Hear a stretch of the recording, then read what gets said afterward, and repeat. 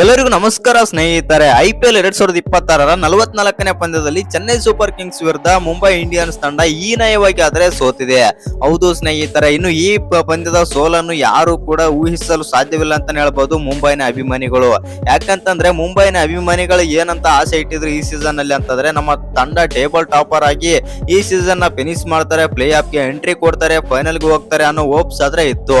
ಆದ್ರೆ ಈ ಪಂದ್ಯ ಸೋತಾದ್ಮೇಲೆ ಅಂತೂ ಈ ಸೀಸನ್ ನಿಂದ ಹೊರಗೆ ಬಿದ್ದಿದೆ ಅಂತಾನೆ ಹೇಳ್ಬೋದು ಮುಂಬೈ ಇಂಡಿಯನ್ಸ್ ತಂಡ. ಆ ರೀತಿ ಕಳಪೆ ಪರ್ಫಾರ್ಮೆನ್ಸ್ ಆದ್ರೆ ಕೊಡ್ತಾ ಇದ್ದಾರೆ ಪ್ರತಿಯೊಬ್ಬ ಆಟಗಾರರು. ಹೌದು ಸ್ನೇಹಿತರೆ, ಎಸ್ಪೆಷಲಿ ಇನ್ಕ್ಲೂಡಿಂಗ್ ಇಟ್ಕೊಂಡ್ರೆ ಸೂರ್ಯಕುಮಾರ್ ಯಾದವ್ ಕೂಡ ಈ ಸೀಸನ್ ಅಲ್ಲಿ ಕಳಪೆ ಬ್ಯಾಟಿಂಗ್ ಆದ್ರೆ ಪರ್ಫಾರ್ಮೆನ್ಸ್ ಆದ್ರೆ ತೋರಿಸ್ತಾ ಇದ್ದಾರೆ. ಒಂದ್ ಕಡೆಗೆ ನಾಯಕ ಹಾರ್ದಿಕ್ ಪಾಂಡ್ಯ ಮೇಲೆ ಪ್ರೆಷರ್ ಕ್ರಿಯೇಟ್ ಆಗ್ತಾ ಇರೋ ಕಾರಣದಿಂದಾಗಿ ಅವರಿಗೆ ಸರಿಯಾಗಿ ಬೌಲಿಂಗ್ ಆದ್ರೆ ಮಾಡಕ್ಕೆ ಬರ್ತಾ ಇಲ್ಲ. ಇನ್ನೊಂದ್ ಕಡೆಯಿಂದ ಬೂಮ್ರಾಗೆ ಸಪೋರ್ಟ್ ಮಾಡಕ್ಕೆ ಯಾರು ಕೂಡ ಬರ್ತಾ ಇಲ್ಲ ಅಂತಾನೆ ಹೇಳ್ಬೋದು. ಒಟ್ನಲ್ಲಿ ಹೇಳ್ಬೇಕಂತಂದ್ರೆ ಈ ಬಾರಿಯ ಮುಂಬೈ ಇಂಡಿಯನ್ಸ್ ತಂಡ ಹೀನಾಯವಾಗಿ ಆದ್ರೆ ಸೋಲ್ತಾ ಇದೆ ಪ್ರತಿಯೊಂದು ಪಂದ್ಯದಲ್ಲೂ. ಇನ್ನು ಕಳಪೆ ಪರ್ಫಾರ್ಮೆನ್ಸ್ ಆದ್ರೆ ಕೊಡ್ತಾ ಇದೆ.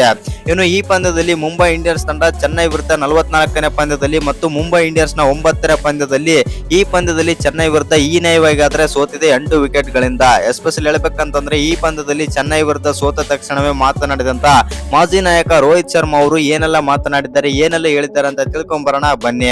ಹಾಗೆ ಮುಂಬೈ ಇಂಡಿಯನ್ಸ್ ಬಗ್ಗೆ ನಿಮ್ಗೆ ಏನ್ ಅನ್ಸುತ್ತೆ ಅಂತ ಕಮೆಂಟ್ ಮಾಡೋದನ್ನ ಮರಿಬೇಡಿ. ಈಗಾಗಲೇ ಮುಂಬೈ ಇಂಡಿಯನ್ಸ್ ತಂಡ 9 ಪಂದ್ಯಗಳನ್ನಾದ್ರೆ ಆಡಿದೆ. ಇನ್ನು ಟೇಬಲ್ ಅಲ್ಲೂ ಕೂಡ 9ನೇ ಸ್ಥಾನದಲ್ಲಿ ಆದ್ರೆ ಇದೆ ಮತ್ತು 9 ಪಂದ್ಯಗಳಲ್ಲಿ 2 ಪಂದ್ಯಗಳನ್ನಾದ್ರೆ ಗೆದ್ದಿದೆ. ಎಸ್ಪೆಷಲಿ ನಾವು ನೋಡ್ಕೊಂತ ಬಂತು ಅಂತಂದ್ರೆ KKR ವಿರುದ್ಧ 1 ಪಂದ್ಯ ಗೆದ್ರೆ, ಗುಜರಾತ್ ವಿರುದ್ಧ 1 ಪಂದ್ಯವನ್ನಾದ್ರೆ ಗೆದ್ದಿದೆ. 2 ಪಂದ್ಯ ಬಿಟ್ರೆ ಬೇರೆ ಯಾವ ತಂಡದ ವಿರುದ್ಧನೂ ಕೂಡ ಮುಂಬೈ ಇಂಡಿಯನ್ಸ್ ತಂಡ ಗೆಲ್ಲಲು ಆದ್ರೆ ಸಾಧ್ಯವಾಗಿಲ್ಲ. ಇನ್ನು ಆಲ್ಮೋಸ್ಟ್ ಆಲ್ ಆಗಿ ಮುಂಬೈ ಇಂಡಿಯನ್ಸ್ ತಂಡ ಈ ಸೀಸನ್ ನಲ್ಲಿ ಪ್ಲೇ ಆಫ್ ಗೆ ತಲುಪೋದು ತುಂಬಾನೇ ಕಷ್ಟ ಆಗಿದೆ ಅಂತಾನೆ ಹೇಳ್ಬೋದು ಮತ್ತು ತುಂಬಾನೇ ಕಷ್ಟಕರವಾದ ವಿಷಯ. ಇನ್ನು ಮುಂಬೈ ಇಂಡಿಯನ್ಸ್ ತಂಡ ಈ ಬಾರಿ ಆಲ್ಮೋಸ್ಟ್ ಆಲ್ ಆಗಿ ಪ್ಲೇ ಆಫ್ ನಿಂದ ಔಟ್ ಆದಂತಾನೆ ಹೇಳ್ಬೋದು. ಇನ್ನು ಈ ಪಂದ್ಯದಲ್ಲಿ ಮುಂಬೈ ಇಂಡಿಯನ್ಸ್ ತಂಡ ಚೆನ್ನೈ ವಿರುದ್ಧ ಅಂದ್ರೆ 44ನೇ ಪಂದ್ಯದಲ್ಲಿ ಚೆನ್ನೈ ವಿರುದ್ಧ ಹೀನಾಯವಾಗಿ ಆದ್ರೆ ಸೋತಿದೆ. ಮೊದಲು ಬ್ಯಾಟಿಂಗ್ ಮಾಡಿದಂತ ಮುಂಬೈ ಇಂಡಿಯನ್ಸ್ ತಂಡ 159 ರನ್ ಆದ್ರೆ ಹೊಡಿತಾರೆ. ನಾವು ಇಲ್ಲಿ ವಿಚಾರ ಮಾಡ್ಬೇಕಾದ್ರೆ ಒಂದು ವಿಚಾರ ಏನು ನಾವು ಗಮನದಲ್ಲಿ ಇಟ್ಟುಕೊಳ್ಬೇಕಂತಂದ್ರೆ, ಮುಂಬೈ ಇಂಡಿಯನ್ಸ್ ತಂಡದ ನಾಯಕ ಹಾರ್ದಿಕ್ ಪಾಂಡ್ಯ ಅವರು ಟಾಸ್ ಆದ್ರೆ ಗೆಲ್ತಾರೆ. ಟಾಸ್ ಗೆದ್ಬಿಟ್ಟು ಈ ಪಂದ್ಯದಲ್ಲಿ ನಾವು ಬ್ಯಾಟಿಂಗ್ ಮಾಡ್ತೀವಿ ಅಂತಂದು ಬ್ಯಾಟಿಂಗ್ ಆದ್ರೆ ತಗೊಳ್ತಾರೆ. ಆದ್ರೆ ಬ್ಯಾಟಿಂಗ್ ತಗೊಂಡ ರೀತಿ ನೋಡ್ತಾ ಇತ್ತು ಅಂತಂದ್ರೆ, ಇವ್ರ ಸ್ಕೋರ್ ನೋಡ್ತಾ ಇತ್ತು ಅಂತಂದ್ರೆ ಒಂದಕ್ಕೆ ಒಂದು ಮ್ಯಾಚ್ ಆದ್ರೆ ಆಗ್ತಾ ಇಲ್ಲ. ಯಾಕಂತಂದ್ರೆ ಮೊದಲು ಬ್ಯಾಟಿಂಗ್ ಮಾಡಿದಂತ ಮುಂಬೈ ಇಂಡಿಯನ್ಸ್ ತಂಡ ಕೇವಲ 159 ರನ್ ಆದ್ರೆ ಹೊಡಿತಾರೆ. ನಾವು ಬ್ಯಾಟಿಂಗ್ ಮಾಡ್ತೀವಿ ಅಂತಂದು ಬ್ಯಾಟಿಂಗ್ ತಗೊಂಡಂತ ಹಾರ್ದಿಕ್ ಪಾಂಡ್ಯ ಅವರೇ 23 ಬಾಲ್ ಅಲ್ಲಿ 18 ರನ್ ಆದ್ರೆ ಹೊಡಿತಾರೆ. ಅದೇ ದೊಡ್ಡ ಕಳಪೆ ಪರ್ಫಾರ್ಮೆನ್ಸ್ ಅಂತಾನೆ ಹೇಳ್ಬೋದು. ಅವ್ರನ್ನ ಬಿಟ್ರೆ ಬೇರೆ ಯಾವ ಬ್ಯಾಟರ್ ಕೂಡ ಹೇಳಿಕೊಳ್ಳುವಂತ ಪ್ರದರ್ಶನ ಆದ್ರೆ ಕೊಟ್ಟೇ ಇಲ್ಲ. ಇನ್ನೊಂದ್ ಕಡೆಗಿಂದ ಓಪನರ್ಸ್ ವಿಲ್ ಜಾಕ್ಸ್ ಹೋದ ನಂತರ ಮಿಡಲ್ ಆರ್ಡರ್ ಅಲ್ಲಿ ಬಂದಂತ ನಮನ್ ದೇರ್ ಮತ್ತು ರಿಯಲ್ ರಿಕಲ್ಟನ್ ಅವರು ಅದ್ಭುತವಾಗಿ ಬ್ಯಾಟಿಂಗ್ ಆದ್ರೆ ಮಾಡ್ತಾರೆ. ಇವ್ರಿಬ್ಬರನ್ನ ಬಿಟ್ರೆ ಬೇರೆ ಯಾವ ಬ್ಯಾಟರ್ ಕೂಡ ಹೇಳಿಕೊಳ್ಳುವಂತ ಪ್ರದರ್ಶನ ಕೊಟ್ಟೇ ಇಲ್ಲ.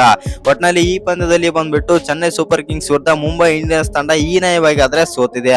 ಇನ್ನು ಈ ಪಂದ್ಯ ಸೋತ ಬಳಿಕ ಮಾತನಾಡಿದಂತ ಮಾಜಿ ನಾಯಕ ರೋಹಿತ್ ಶರ್ಮಾ ಅವರು ಈ ರೀತಿ ಆದ್ರೆ ಹೇಳಿದ್ದಾರೆ. ಹೌದು, ಈ ಸೀಸನ್ ಅಲ್ಲಿ ಮುಂಬೈ ಇಂಡಿಯನ್ಸ್ ತಂಡ ತುಂಬಾನೇ ಕಳಪೆ ಪರ್ಫಾರ್ಮೆನ್ಸ್ ಆದ್ರೆ ಕೊಡ್ತಾ ಇದೆ ಮತ್ತು ಅದು ನೋಡಲು ನನಗೆ ಬೇಜಾರಾದ್ರೆ ಆಗ್ತಾ ಇದೆ. ಯಾಕೆಂದ್ರೆ ನಮ್ಮ ತಂಡ ತುಂಬಾನೇ ಬಲಿಷ್ಠವಾಗಿತ್ತು ಸೀಸನ್ ಸ್ಟಾರ್ಟ್ ಹೋಗಕ್ಕಿಂತ ಮುಂಚೆ. ಆದರೆ ಒಬ್ಬ ಪ್ಲೇಯರ್ ಕೂಡ ಈಗ ಲಯದಲ್ಲಿ ಆದ್ರೆ ಇಲ್ಲ ಮತ್ತು ಒಬ್ಬ ಪ್ಲೇಯರ್ ಕೂಡ ಫಾರ್ಮ್ ನಲ್ಲಿ ಆದ್ರೆ ಇಲ್ಲ. ಆ ಕಾರಣದಿಂದಾಗಿ ನಮ್ಮ ತಂಡಕ್ಕೆ ತುಂಬಾನೇ ಆದ್ರೆ ಹೊಡೆತ ಬೀಳ್ತಾ ಇದೆ ಅಂತಂದು ಮಾಜಿ ನಾಯಕ ರೋಹಿತ್ ಶರ್ಮಾ ಆದ್ರೆ ಹೇಳಿದ್ದಾರೆ.